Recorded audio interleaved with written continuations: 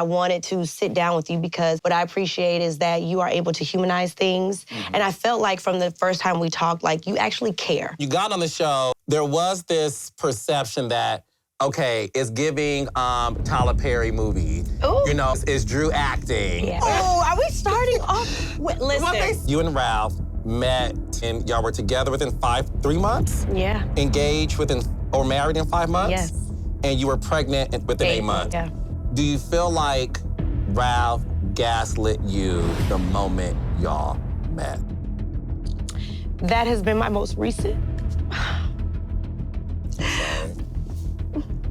What were you feeling the moment you watched Shamia and Porsha meet with Ralph? When Porsha and Shamia asked, have you ever cheated on Drew? I was waiting for him to be honest. And again, I have been met with him wanting an open relationship, him wanting to have other women. He's alleging that, in the words of Lisa Nicole Cloud, you and Ty are in a lesbian relationship.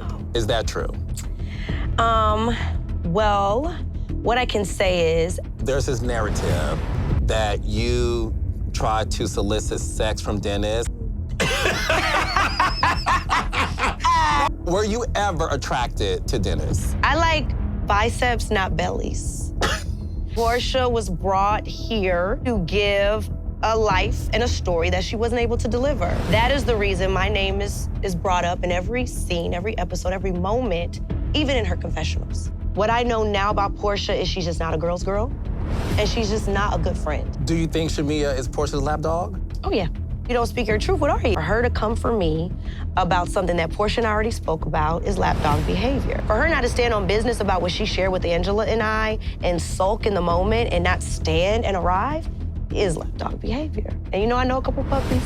There are rumors out there that you allegedly are the one who gave Kenya those photos of Britt. Child, this is a lot. I'm tired. Like, this is a lot of just finger pointing and making Drew the scapegoat for other people's actions. What are your thoughts on Britt in general? She just doesn't want to live in her truth as we see all these allegations around her husband and their marriage and then her. She's just not that girl. Would you like to see Kenya return to the show? What happened to the days that we talk about it as grown women and sort out our differences? Like, why all the babysitting and the getting involved and erasing people from the group that really do deserve to be here? What was the dream cast that Drew SIDORA would want to surround herself with?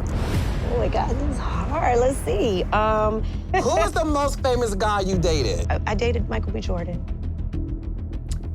I've never said that out loud. I said stand up and give it up for Carlos King!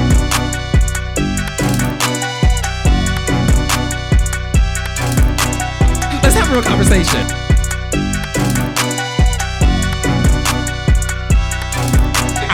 we both from the hood. What is this, child? You guys are not going to be disappointed. It is definitely a treat. But you know, this is the place. This is reality with the king. You can say what you want, baby.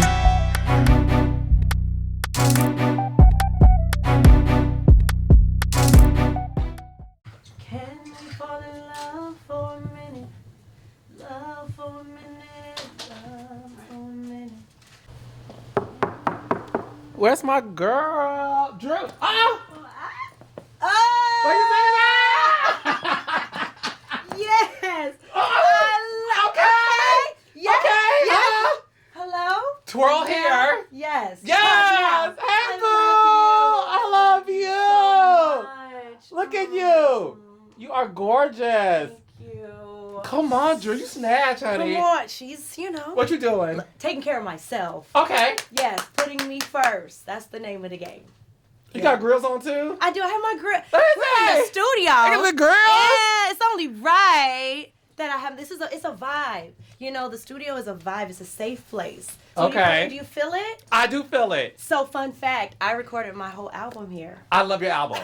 No, I really do. I have a favorite song. Which one? I want to play it and sing it. Are you serious? Yes, Oh my okay. God. Okay, hold I on. need to know. Yes. Yeah. Hold on. Let me Yeah. get it. Yes. I know my way around the studio. I see you. You know, shout out to Jocelyn. Okay. Okay. You know, I just opened up for her. Sure did. Sure did. I opened up for her. Aren't you going on tour too? And I'm going on tour. I'm doing Chicago Pride, which is my hometown. So that's a big deal. That's in July. It is. I want to go. Are you coming? I was going to say, you better.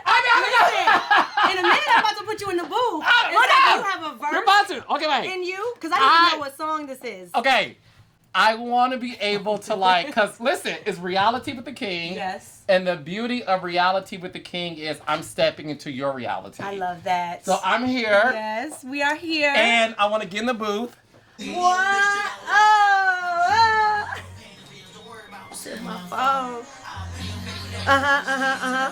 Woo. I got 5 on it. Hey. Everything you do. Everything that you I got 5 on it. Yeah. I'm right here. All up in your ear. I got 5 on it. Woo. Okay, That's one key, low key. Wait. I got 5 on it. Okay, high key, that was it. Okay. I got 5 different languages that I can speak. You need words of affirmations. Come and talk to me. Yeah! Not you knowing the words. I love this song. Word for word. I'm telling you. I I'm taking it back. I love you. No, I'm being honest with you. Okay, I'm about to take you on tour.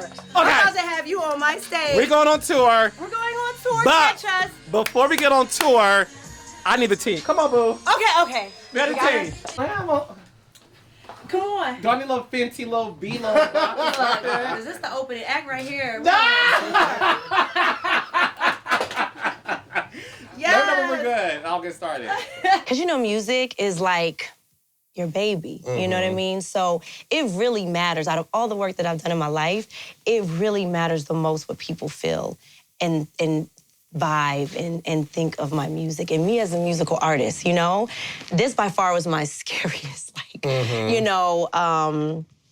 venture, I can say thus far, in my whole career, believe it or not. I've heard nothing you said because I'm distracted by your beauty. Oh my God! I know what you said. Come on. Now you have said. I know what you said. Listen, We that. met before, but Yeah, you are. we did.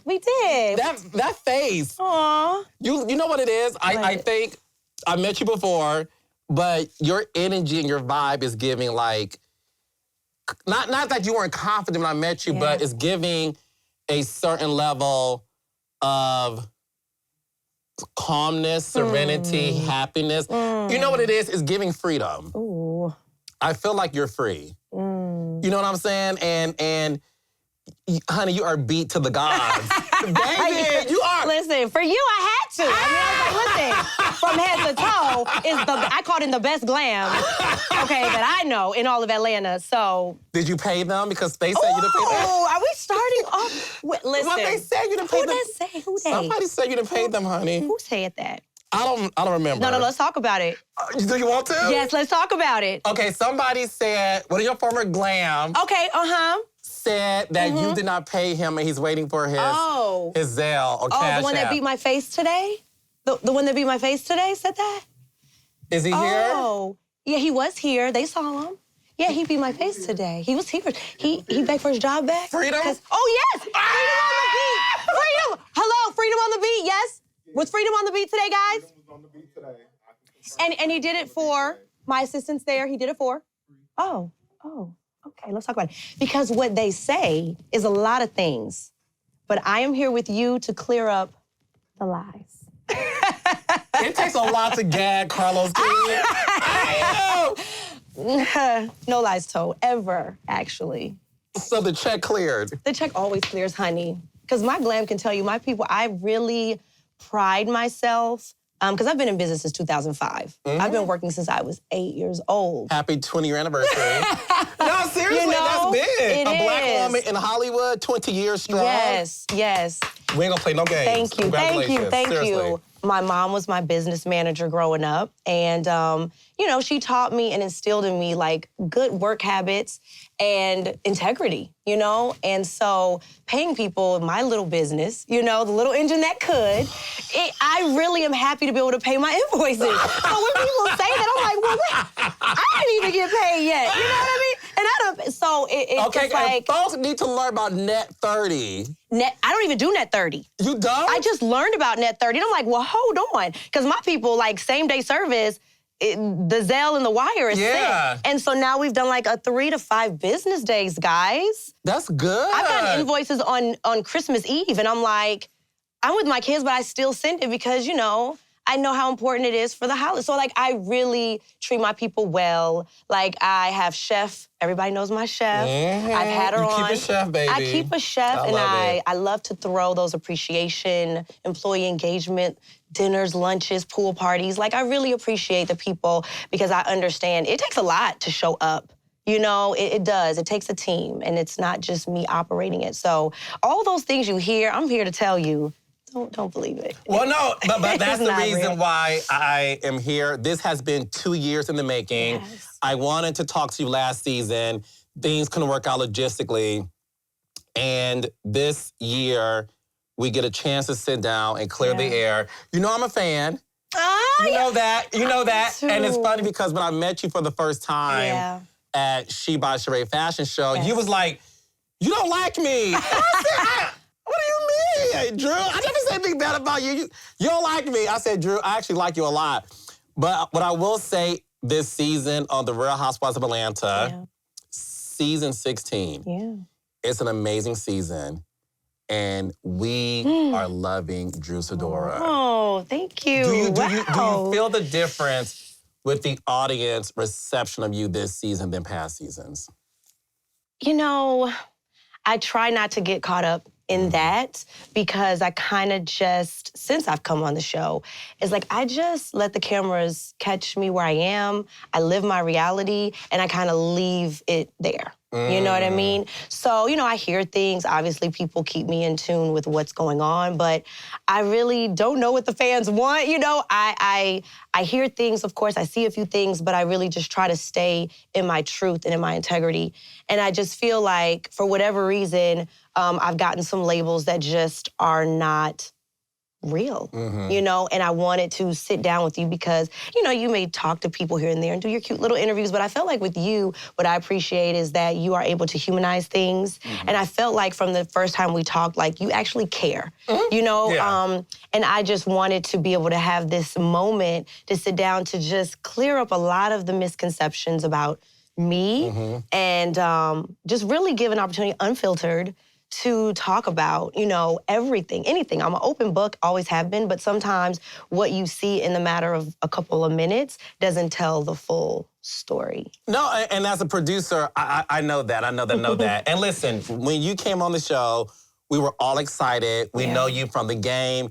You play iconic Tion T-Boss Watkins in the TLC biopic on VH1. You had a long career. I love going on Twitter and seeing old movie clips of you. I know, right? You know what I'm saying? Because a lot of us are reminded that Drew SIDORA has always been that girl. So when you got on the show, there was this, and we talked about this off camera a couple of years ago, there was this perception that, okay, it's giving Tyler Perry movie. Ooh. You know, is Drew acting? Yeah. Is she not able to sit in the moment? And I remember talking to you about that, just us chatting. And I want the world to know this. When I said that to you, to your face, you did not understand it. Yeah. And you were so caught off guard. You said, Carlos, do you really think I'm not being real? And I was like, it comes across a little acty. And you were so, not upset by, that's the wrong word, but you were perplexed by that comment. I want to talk to you about that because I said it on my podcast before, like, is it acting? And your reaction to me was so real. So I want to talk about that. Why were you shocked by that response that I gave you?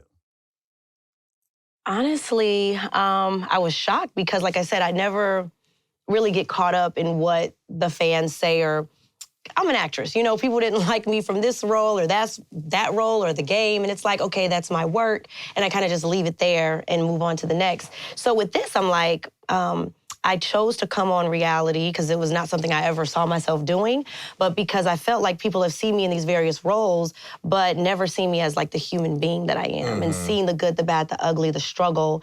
And I felt like after COVID, I was going through like a ruptured Achilles. And I was like, I want to just be more vulnerable. I want to have an opportunity to connect with my family and just show me as more of like the mother, the wife, the sister, all of the things that I am. So I was taken aback 'cause I'm like, all I did was show my true self. I came on the show in an Achilles rupture boot. I didn't come on the show in a Louboutin. I was literally at my lowest. And so I really just let go of all of what people would expect me to appear and was my most rawest self. So yeah, and everything that I've shown has been my real life. So when you said it to me, I was like, wait, what? Because there was never any thought that it wasn't, you know what I mean, real, because I was living and sitting in my truth to the point where I came on the show really to show like Black love. Ralph and I talked about showing Black love, family, believers. We showed my church my mom had. That was what we wanted, and where we ended up was completely opposite. It was the toxicity of our marriage, and that's not what I wanted. So that was actually my worst nightmare, you know what I mean? But when people thought it was fake, I'm like, I wish it was, because this is not the reality I ever wanted to show the world. And we are seeing that reality this season because what we did learn this past episode was you and Ralph met and then y'all were together within 3 months? Yeah. Engaged or married in 5 months? Yes. And you were pregnant within 8 months? Yeah. Now, Ralph is fine. Oh, God. Now, I'm going to give you that. Well, I mean. He's definitely cornbread fed. He looks like a big Snickers. Like, he works out in the gym. No, Ralph is fine. Yeah. So I understand the acceleration. Okay. Yep. Period. I get it. I get it. But in hindsight, knowing what you're going through now, and we'll get to that, do you feel like Ralph gaslit you the moment y'all met? Ooh, coming right out with it, right?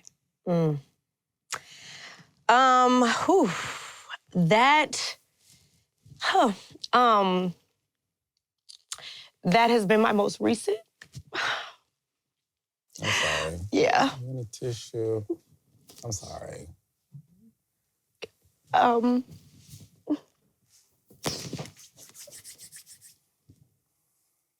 We got some in the bathroom if there's none in there.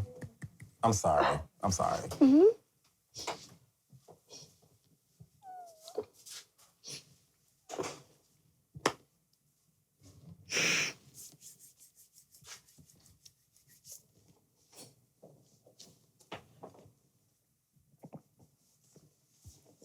Thank you.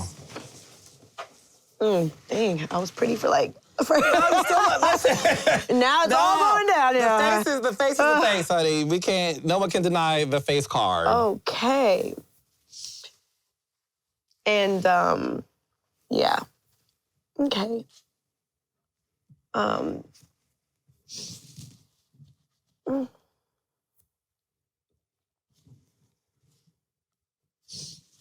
Yeah. Reset a little bit. This is why, it did take me a while to have this sit down because back then when you asked me, I knew I couldn't even get through a sentence really, at that time to talk through like my feelings. I am in a much better space, but there are still wounds, that need to be healed. And I think because we are on this show and I'm watching things in real time with everyone and I'm seeing his actions and his behavior, it is having me to ponder what you just asked, which is like, was it ever real? Everything I thought is having me to consider like, but was it ever love? Did he ever respect? Because someone that would go and have dinner with your ops, right? And sit there and bash you. And let's be honest, like I'm still the mother of his kids. We have kids together. We were married for now 10 years. So I'm like, someone that loves you and that respects you as even just the mother of your kids wouldn't behave this way. So then I just said to someone, I said, unless they never really loved you and they never really respected you. And that's where my train of thought has been. Because for me, I've never set out to bash Ralph. You know, I have done nothing but tried to protect him for his actions and tried to gain understanding for his actions. And I mean, as you see this season, I'm not sitting around talking about Ralph. I'm talking about my healing. And it was very, very hurtful to see that scene with him, Porsha, and Shamia. When you saw Shamia and Porsha Yeah. meet with your estranged husband,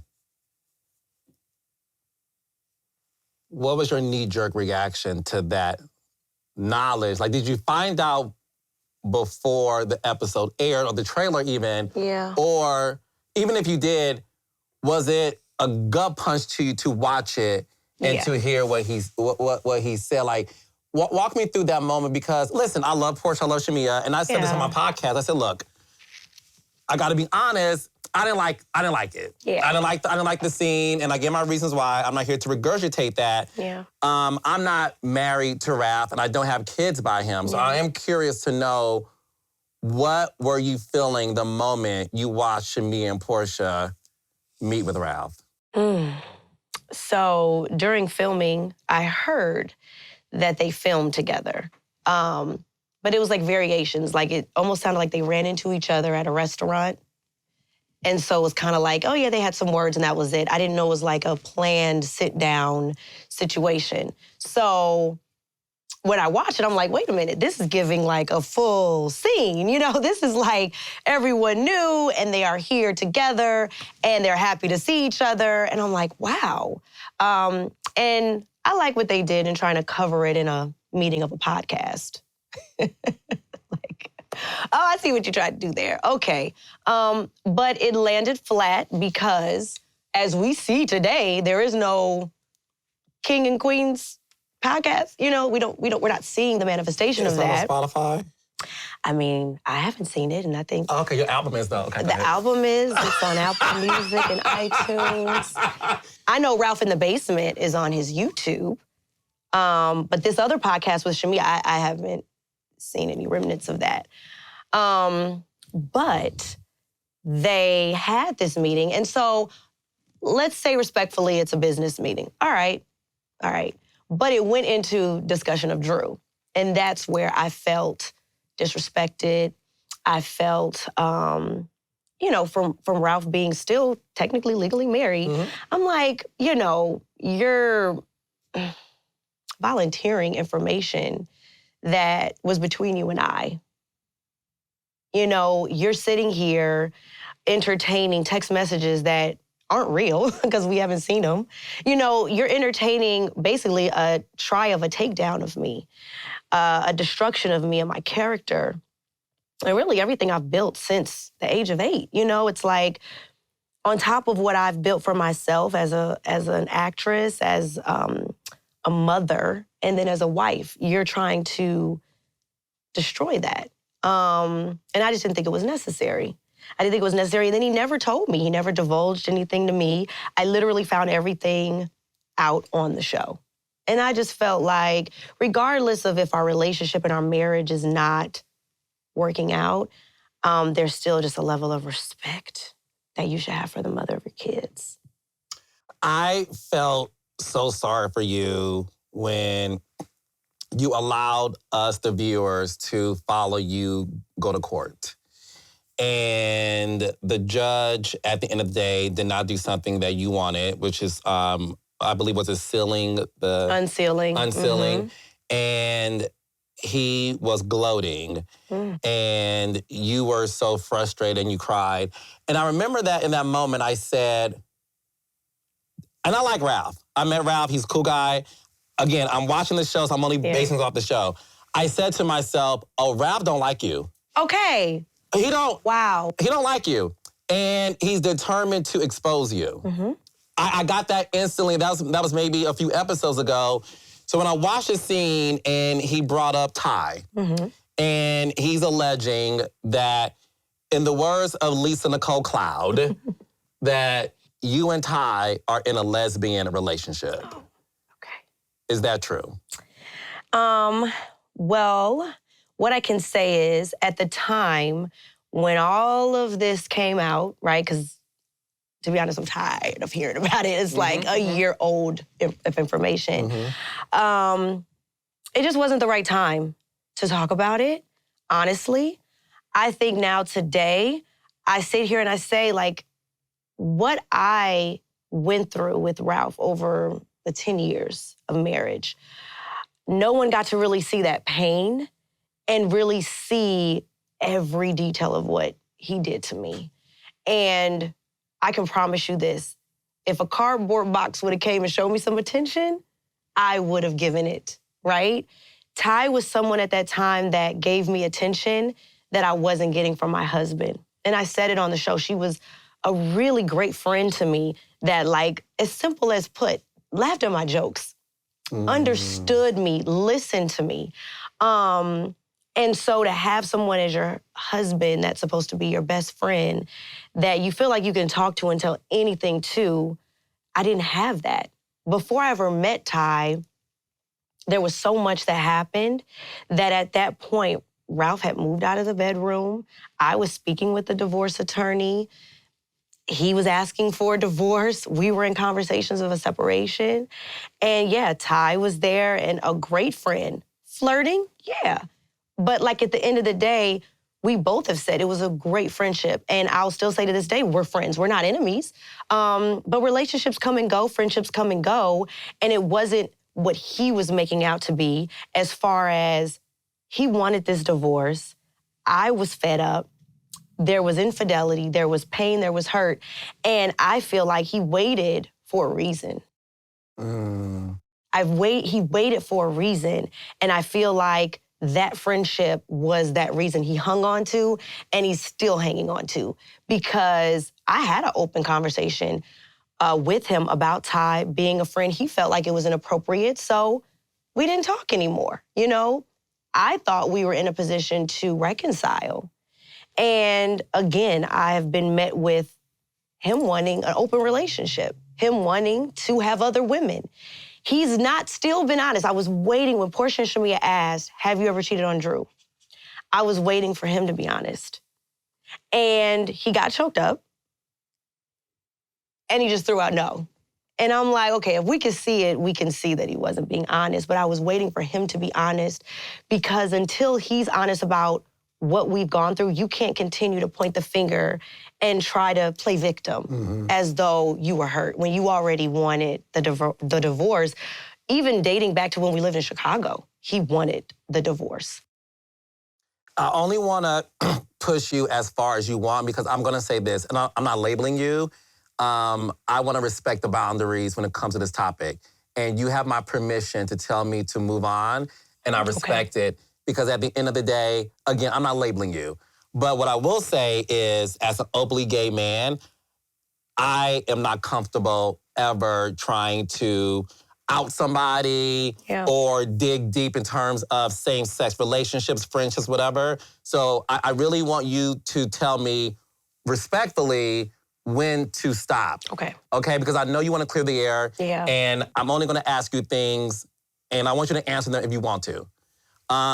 When it comes to you and Ty, the way Ralph made it seem like it was more than a friendship, that you guys could have been lovers intimately. What do you have to say to that? Were you and Ty ever intimate, kiss? Flirting, yes. Okay. A lot of flirting. I'm not gonna say that there wasn't flirting.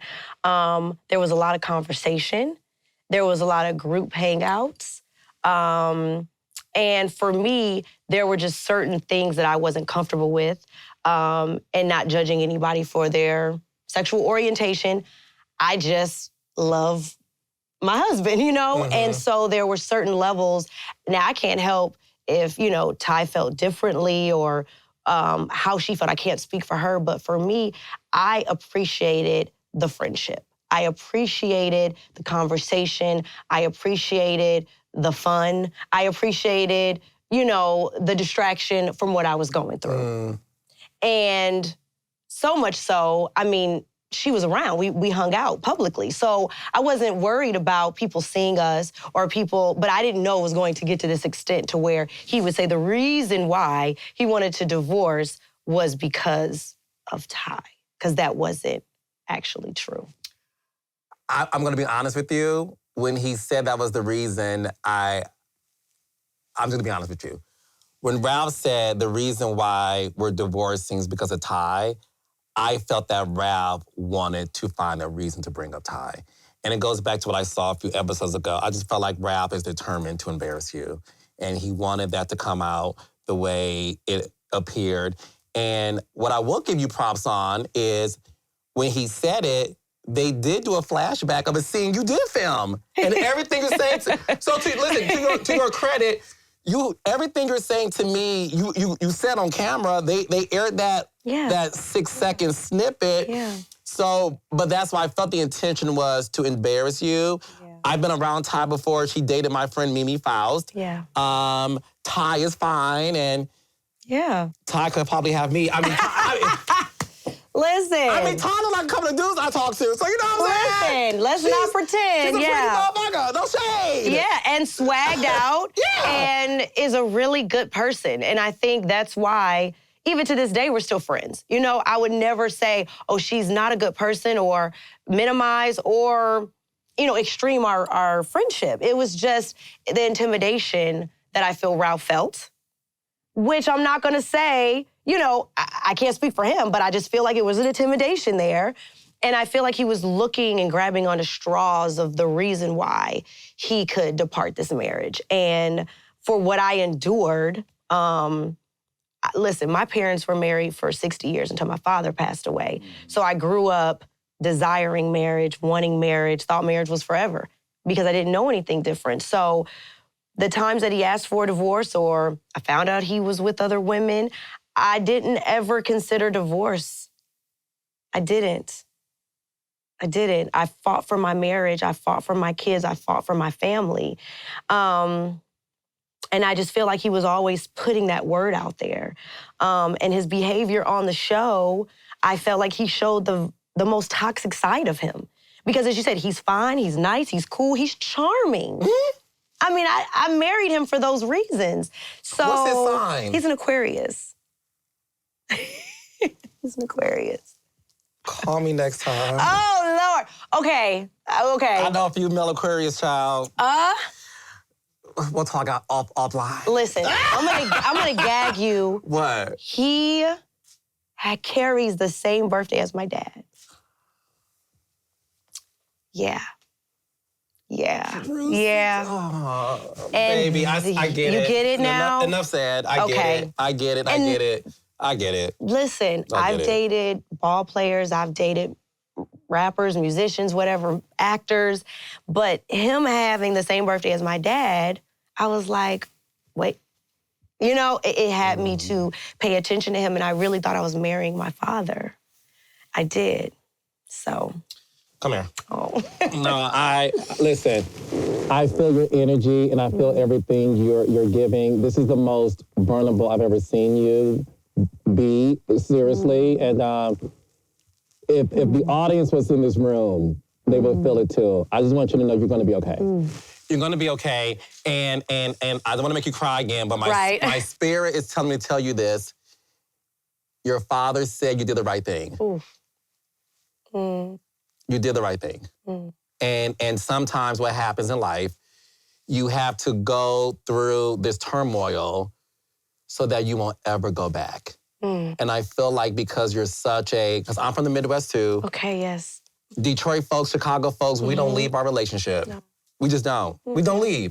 We stay because we feel like it's tradition. Yeah. And I want you to know your father is giving you permission to leave. And the reason why you're going through this hell on earth with Ralph is because everybody in heaven, who are your guardian angels, they want you to know you can never go back. Even when you have those moments where you're crying yourself to sleep at night, and I know you do. Yeah. Even when you're around the kids, and you sometimes wonder, could I just do this for the kids? I want you to know. I know. I feel it. I want you to know your father is giving you permission to never go back. and you're going through this hell so that it can be so disastrous that you know deep down inside you can never go back to that marriage. And I'm not calling Ralph a disaster, so don't make that the headline, y'all. But I need you to know my spirit is speaking to you, and your father is telling me to tell you you are going to be okay. You're going to be okay, and you're going to be okay financially too. You are. Amen. That was the last thing he wanted to tell you. Financially, you're going to be good. I receive that. You're going to be good. You're going to be good.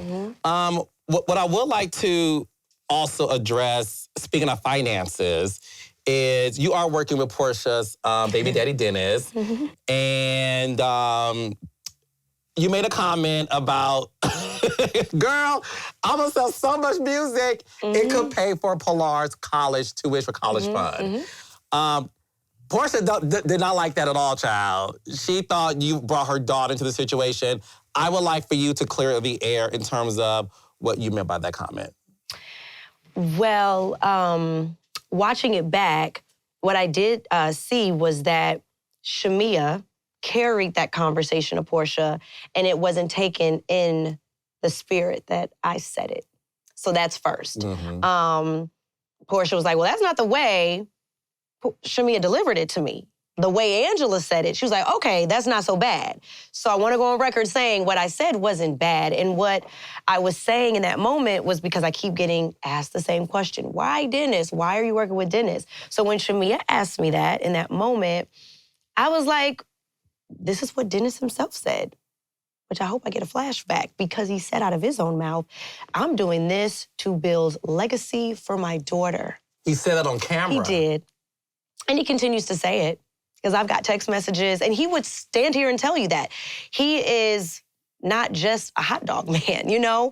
He is a serial entrepreneur, which Porsha has said out of her mouth, and he said he believed in me. We stood in this studio, and he literally was emotional because he said, I believe in you so much. I know this is going to build wealth and legacy for our kids.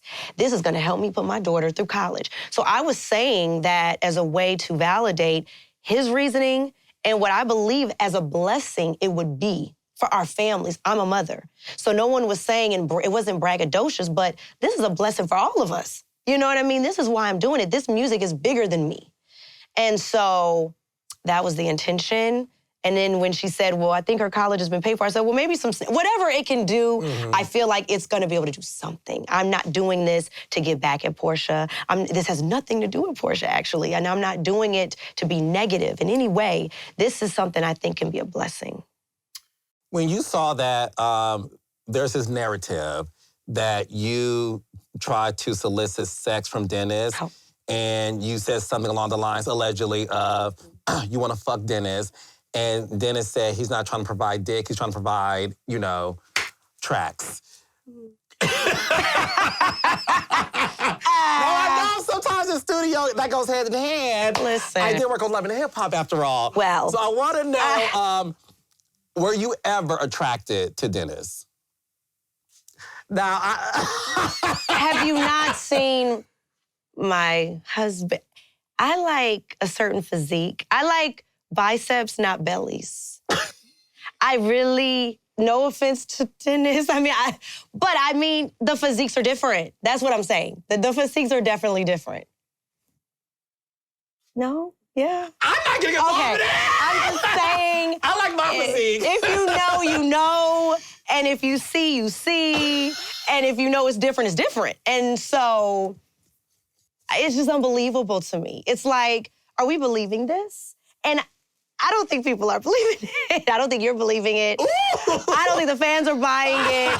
I think that Porsha was brought here to give a life and a story that she wasn't able to deliver. And so that is the reason my name is brought up in every scene, every episode, every moment, even in her confessionals. So that's just what we're seeing.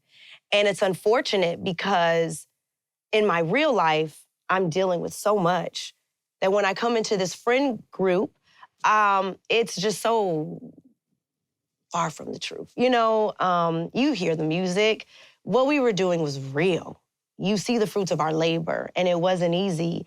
And it was a journey, and people really got behind it, and so much so, Porsha was a fan of the music before cameras went. What do you mean? She and I had a conversation, and she said this on, I want to say episode 1 and maybe episode 2. She definitely said we had a conversation. Dennis invited her to my birthday party. Mm-hmm. Why would Dennis be inviting you to my birthday party if you had no idea? So people gotta, and I think the fans are seeing it. The fans are really smart. Like I can say this season, the people see what it really is. And what it really is that Porsha and I had a conversation, and I told her about me working with Dennis. Let me back up, because when she was Mrs. Gubadia, I reached out to her multiple times. Multiple times. I texted her multiple times. I called her multiple times. And what I know now about Porsha is she's just not a girl's girl, and she's just not a good friend. So in my reaching out to her, she was busy off living her princess African life. And no one heard from Porsha. She wasn't showing up. She wasn't around us. We didn't see her. We saw her on Instagram. We saw the life on Instagram that she was putting out there. And so therefore, that's what it was. And so I didn't get any return phone calls. It was not reciprocated. It wasn't reciprocated. I'm reaching out. You're not reaching out to me. When she heard about the divorce, she never reached out to me. When I heard about her divorce, I immediately reached out to her.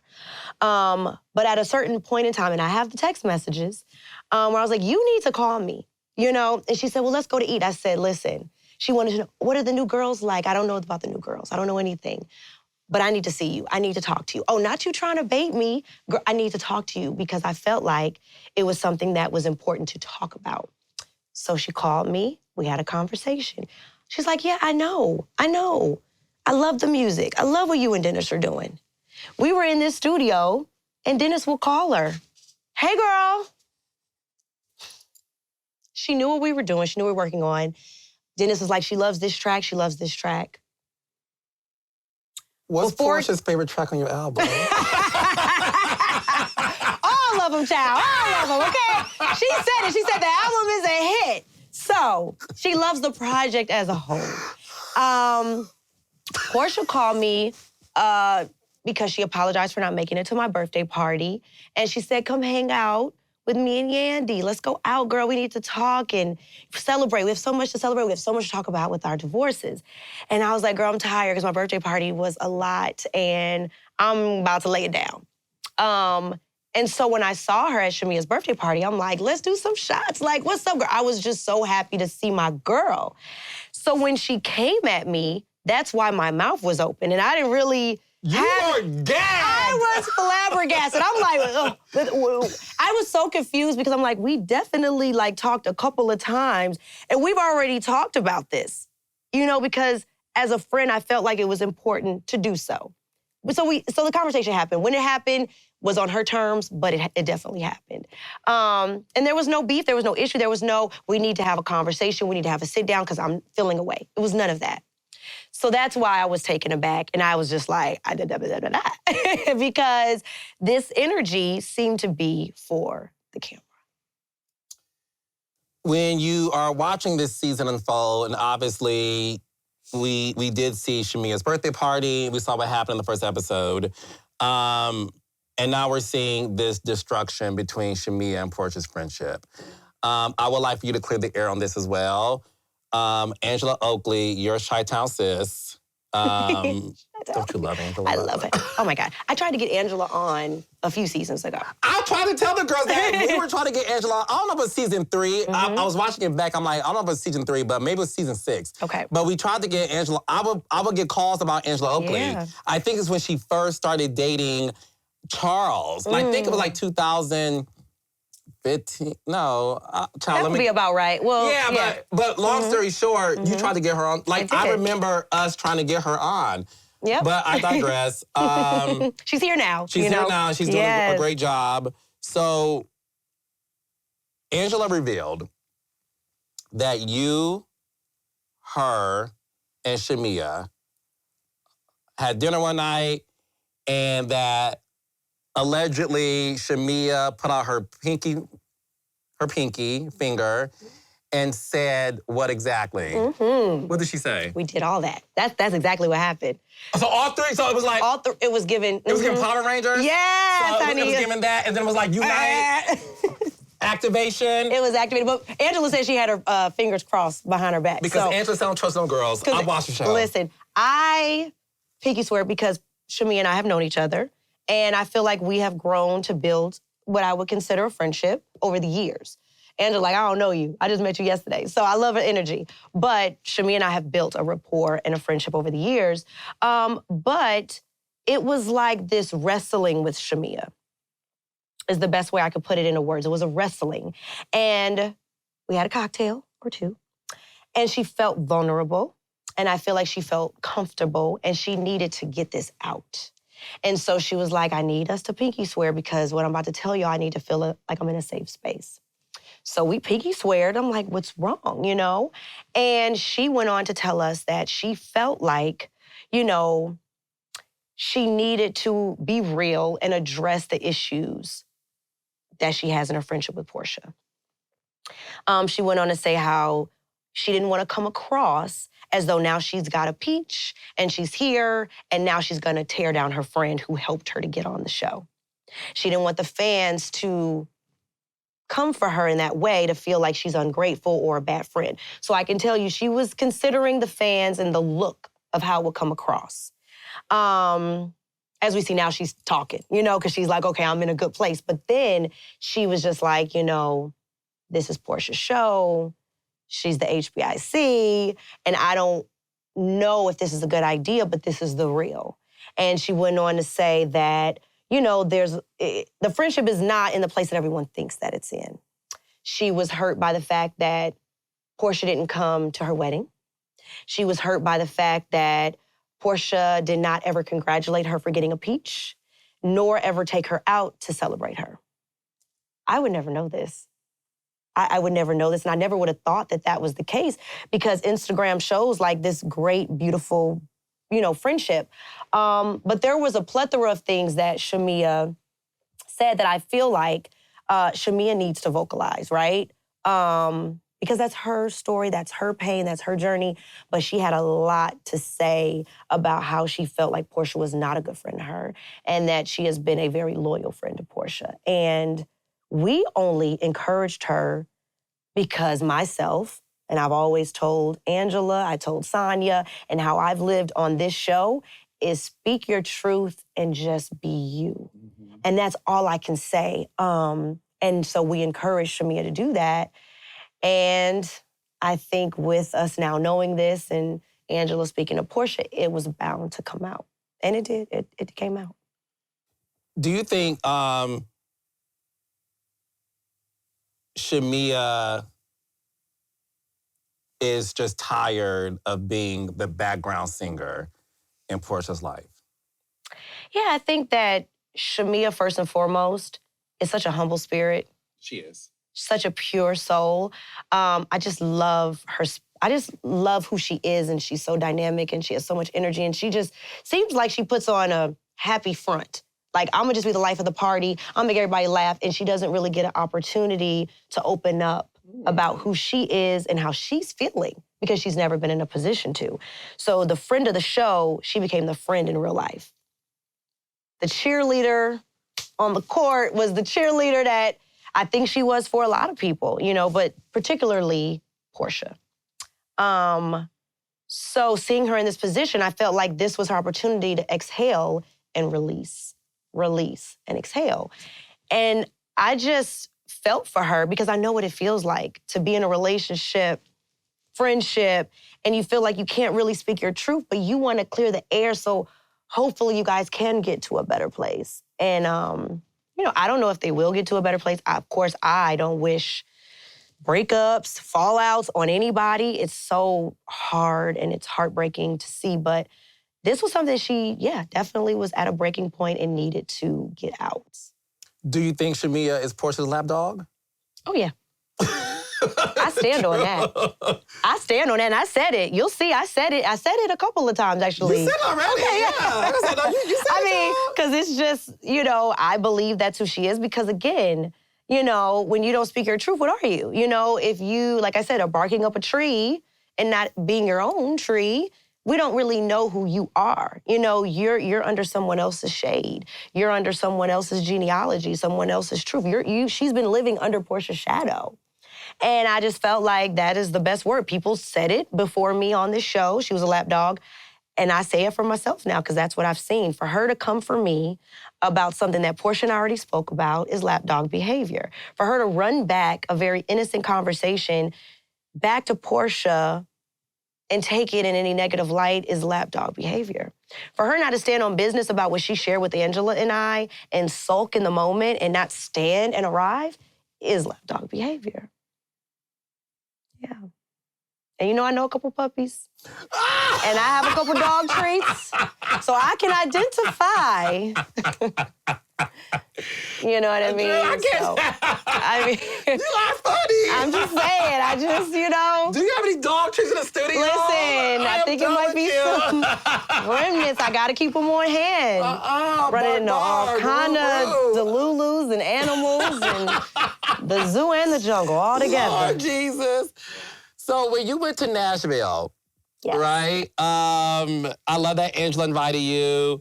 You go in, and long story short, you saw in the episode that when Porsha came to the table, it was giving. Porsha gave y'all nothing. It was so. You know, listen. I'll just be honest. It reminded me of like my days working on the show because I know those girls so well that when they would come to a dinner scene and give nothing, I'm like. What they mad at now? What happened? What happened? You learned that she found out Yeah. that Dennis was filming with you, and you left the trip early. You were like, I'm out of here. And then when you watched the episode, obviously you filmed the entire season, so you knew what was going on. But I want to get your thoughts on this being a married woman, right? Albeit estranged, but still a married woman who was married for 10 years. When Porsha made that joke about, she better leave me alone if I fuck her husband, and you saw Shamia, Kelly, and Britt, you know, laugh at it and not say anything. And the married women in that pool is Shamia and Britt. Right. Mm-hmm. As a married woman yourself, if you were in that pool with them and you heard Porsha make that joke, as y'all like getting buzzed, whatever, would you have done what the other girls did, or would you have said something? Listen, when Angela woke me up after she addressed the situation, because I was sleeping in my bunk bed comfortably, and when she woke me up to tell me what had happened, I was like, oh, no, we got to go outside. Who said it? And what did they say? I wanted to address it, and she was like, oh, I already addressed it. So for me, I obviously believe in the institution of marriage so much that I was like, even to the point where Angela has forgiven Porsha, I'm still feeling a way about it because I'm like, when you make those type of threats about someone's husband, that's not so easily forgivable to me. Filming with my, let's be clear, husband, for me, is where she crossed the line. I think husbands, marriage is sacred. You know, you go before witnesses, your family, your friends, and before God himself. I just think it sits a little different outside of just the shade. You know, if you want to talk about, I made this innocent comment about your kids, but you're talking about someone's husband, the father of her children, I think that's a new low for Porsha. And I would have definitely addressed it. And I don't think that I would have forgiven it so easily either. Mm-hmm. You think Angela forgave Porsha too easily? Yeah, and I've told Angela that. Mm-hmm. I mean, you know, I believe in forgiveness, but I believe in people proving themselves in their apologies too. Because words are empty when you don't back it up with the action. So, you know, that's just my thought. But again, you know, that's Angela's fight. But I was definitely hurting for Angela, which is why I stayed even to be there for her. And we talked almost every day after that because I wanted to make sure mentally and emotionally she was okay. You develop a great friendship, speaking of friendships, with Kenya. Oh, yes. You know, we saw, and it's interesting because we kind of saw the development of your friendship with Kenya over the course of the seasons.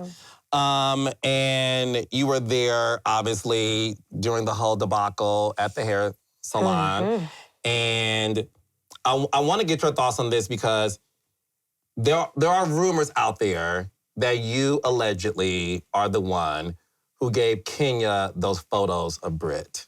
Okay.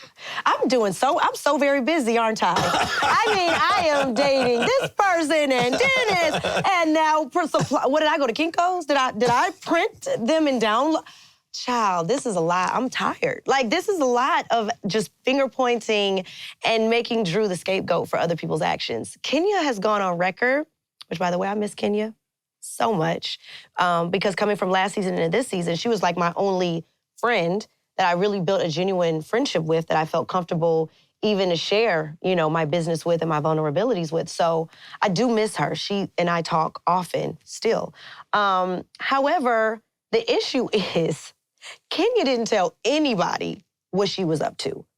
No one knew that Kenya was looking up Brit and trying to find things wherever she found them.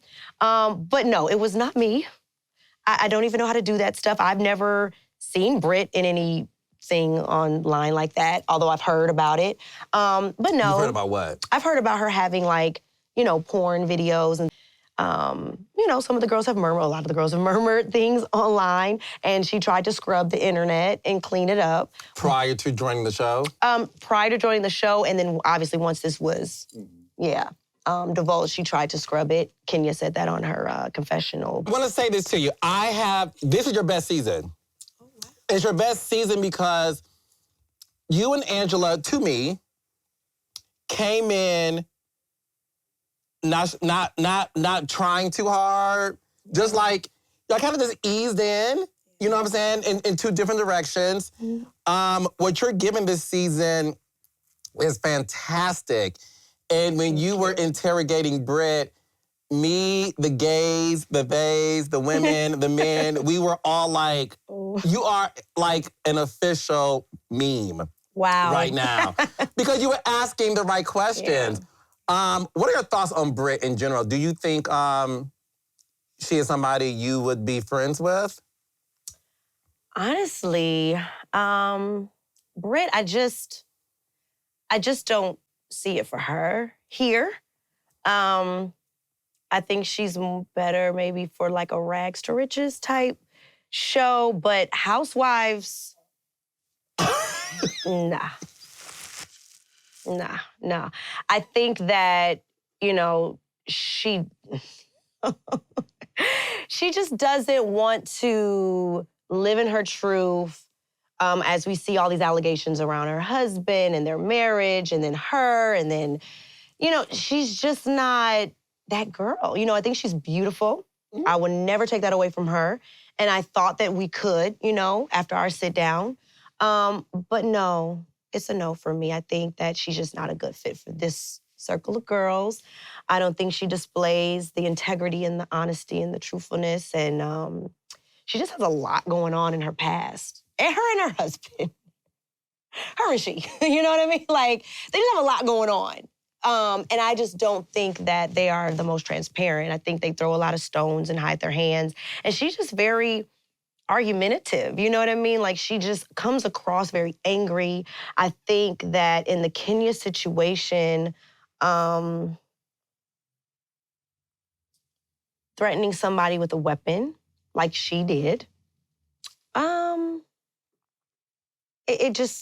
I've never dealt with anything like that, coming to work and feeling like someone is just so calm and comfortable throwing around pistol and weapons and the threats that she did. And so I feel like, although I've said it time and time again, I don't agree with how Kenya handled it, I just feel like there needed to be a conversation,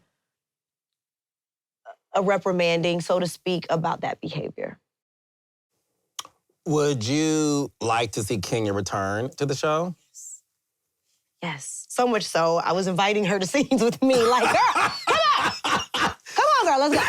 You know what I mean? Like, this is our real life, right? Because let's be honest, Carlos, like, some people give me a hard time about my life, but I show my real life. Other people talk about their life. They talk about it. I literally show my life. So for me, if you're my friend, I'm like, why are you not coming with me? Like, come with me. I'm fighting for my friend, which is why I kept speaking up for her in her absence. I feel like she has and deserves a place here. And I just feel like, what happened to the days that we talk about it as grown women and sort out our differences? Like, why all the babysitting and the getting involved and erasing people from the group that really do deserve to be here? You have been on the show for like, is it 5? This is my 4th season. This is your 4th season. Who would you like to be on a cast with? Like, who is the dream cast that Drew SIDORA would want to surround herself with? Oh my God, this is hard. Let's see. Definitely Kenya. So we were just talking about Kenya. Nene. Because when I think of Atlanta Housewives, I think of Nene. And when I see Nene, I'm like, Atlanta Housewives. So definitely Nene. At this point, bring back Sheree. Listen, I mean, Sheree and I have had our moments, but there were times where I was like, oh, hell, just come back, you know? And we have text and... Really? We have... You and Sheree are texting? We have text. I'm not gonna... Okay, you have text. We have text. Okay. And through mutual friends, we have communicated. There is, I think just with what we had going on at the time, it wasn't so far gone that we couldn't be in the space that we're in now. And I do respect who she has been on the show, who she is. And I miss our going back and forth. So I'm not gonna lie. I do too. I really, When y'all, this seems so long ago. Last season's reunion, because you and her have first chair. Yeah. And the back and forth between the two of you were so funny. I was texting Sheree like, I am enjoying this. Like, it was so funny to me. So the fact that you can even say like, look, we had our issues, but when I look back on like what's great for the show, like Sheree's great for the show. Yeah, Sheree and I wrote next to each other to reunion. And I'm sitting here helping her with Instagram and social media, and we're talking. And then we get to reunion, I'm like, oh, here we go. It has definitely been that type of friendship for us. But yeah, we text. I just worked with Candy and Todd. Yes. And Candy and I have had a clearing. And so I would say Candy, for sure. Angela, of course. Yeah, I think that about... And I love Shamia. Shamia, You want her as a housewife or a friend of? As a friend. Well... You want Shamia to be a friend? I think that, if Shamia could show us her full... Like I said, I have given y'all my husband and my estranged husband. And so I just feel like that's important for us to really get a glimpse to her as a wife, too. As a housewife. We want to see that. I think that's important. Yeah. It's my little 2 cents there. Okay. So listen, you have been famous for so many years. Although you're legally married, you are going through a divorce. Are you dating anybody right now? Is there any of your old celebrity men that you would like to, circle the block with? Oh, gosh. Spin the block? You have had a lot of attractive celebrity men on your roster. Really? Yes. Who was the most famous guy you dated? Oh, Lord, I got destroyed for one that I sort of kind of didn't mention. Oh, Lord, we want to dig that back up. I mean, at the time, listen, he was not married. Okay. He was not dating. Okay, this was when we were very young. But the king of the NBA was someone, and you can dig up newspaper clippings and people wrote about us. My sister went online to set the record straight, That is truth. But I did also date Youngberg at the time when he was Youngberg, now Hitmaker. And we are still friends. I can say that I dated Michael B. Jordan. I've never said that out loud publicly. But people that know. And you do like biceps. Hello. Listen. I'm just gonna say.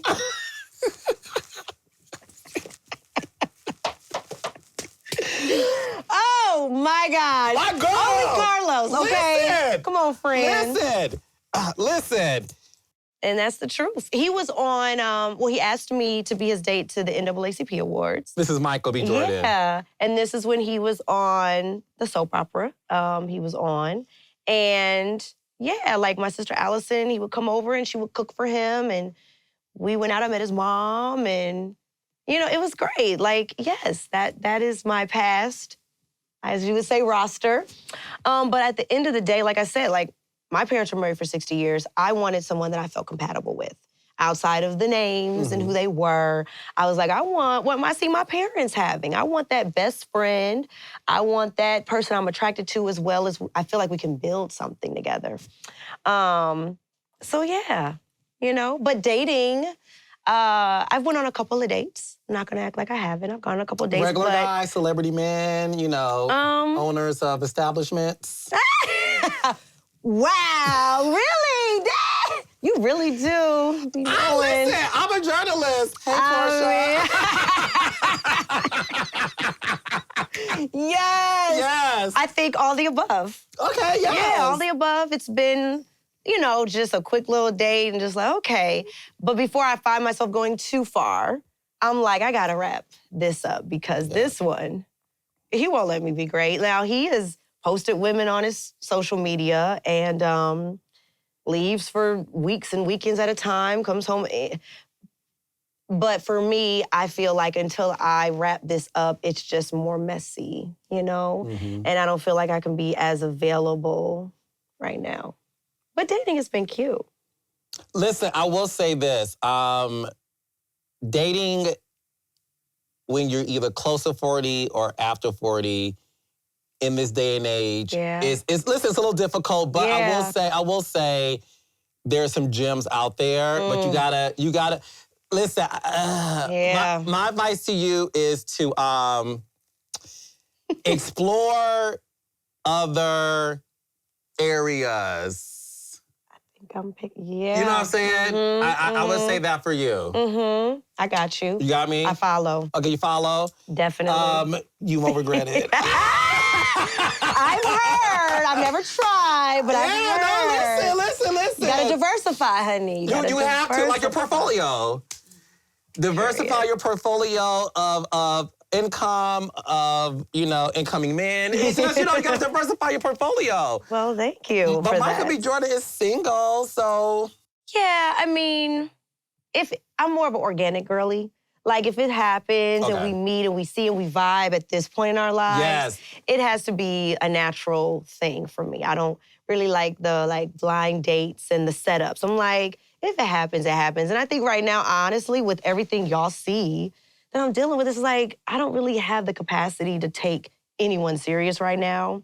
And I really need to get back to a place where I trust again. Because being married for 10 years and having who you think is your person that you trust, and to realize that was the ops. Basically, I look at him as almost the ops now. How do I trust somebody again, in that way? So I'm very guarded, very, very guarded. Your album is so good. And I feel like you and Coco Jones are like bringing R&B back. In its natural form. Listen, I listen to it a lot, and first of all, listen, I feel like the world, please buy this album, stream it, whatever, but you can sing. Thank you. You are a singer. But talk to me about the album, because if people listen to, or when people listen to it rather, you do share a lot about what you're going through, but it's such a personal album that I really want the world to really listen to it to understand more about who Drew SIDORA is. Yeah. Amen. Yeah. So talk to me about this album and why people should cop it. This album, like I said, it is bigger than me. Not only will you listen to this album, but you will feel this album. It is a journey. So people say, well, what's your favorite record, And I'm like, for me, you can't take one record, because when you take out one record, it doesn't tell the full story. from where I was when I recorded my first record, which was Better on My Own in this studio, and just the progression of how I felt, you can literally feel the heartbreak. You can feel the days that I was like, could I rekindle this with my husband, you know? You feel the days where I was like, F everybody. F him, and I'm outside. You know, you feel the journey of healing.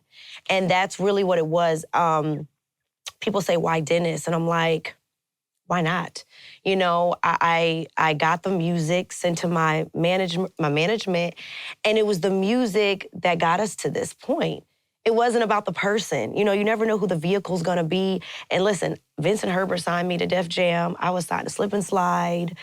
I was signed to Babyface. I mean, I've worked with so many amazing producers, and yet nothing ever came out, you know? When people say music is powerful, music is powerful. So this wasn't about the perfect situation or the perfect person. It was about the music that was coming in my inbox that I felt like was my therapy. It was speaking to my heart and my spirit. And it was what I needed in that season to get out, to help me to get to this place that you said you see as freedom, as a peace that I can sit in. Because keeping that internalized, it wasn't doing nothing for me. It really wasn't. And I can admit that now. There was things that I wasn't able to talk about or express. And I felt like with this album, I said everything I needed to say.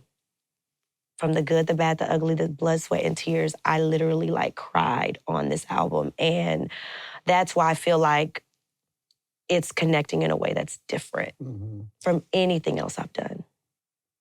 And you're going on tour. I'm going on tour. Talk to me about that, boo. God is good. Like, I gotta give it to him because the response, obviously, coming out, debuting number 4 on the charts. I'm almost gold in streams. Congratulations! Literally a few thousand away. No, that's major in this climate. It is amazing to get a plaque. You know, I'll get my gold plaque. But the incoming calls that are coming from major labels, so we got offers to go out on tour. And now we have locked in a tour this year, literally this summer, fall, I'll be on tour. Spring, summer, September. Like I said, no spring, summer, fall, huh? No, honey. Yes! Summer, fall, period. Nothing more, nothing less. 10-city tour, yeah. Yeah. Listen, you're doing good. I mean, listen, the songs are great. The album's great. You're going on tour. Yeah. You're back in your acting bag. Yes. I want to see more of you doing that too. You've been great in the Lifetime stuff that I've watched. Thank you. And you have fans in that industry too. And then you're on this season of The Real Housewives of Atlanta is so good. Yeah. And you are on the most talked about reality show that's airing right now. And you have a lot going on. We are in the middle of the rest of the season. Phaedra's coming back. Yes. What are your thoughts on Phaedra's return to the show? You know, Phaedra is an OG. So I always gotta respect an OG. That's just how I operate.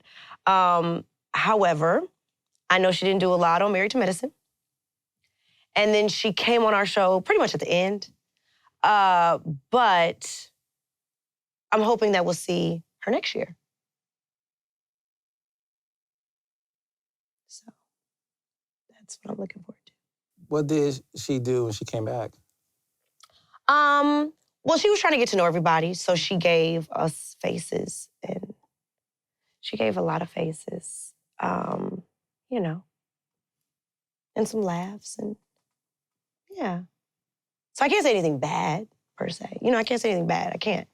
And we were pretty much done, you know what I mean? The work was done, so we'll see. We'll see season 17, what's in store. You are! You know? You are something else. Listen, ladies, gentlemen, gays and days, give it up for the beautiful SIDORA. This has been worth it. The 2 years we've been trying to do this has been worth it.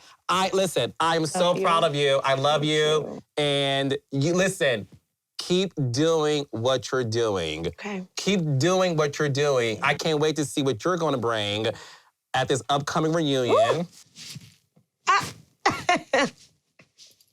In season 17. Okay. Yeah, okay. Love you. I love you so much. Oh, God, this has been so good. It's been so good.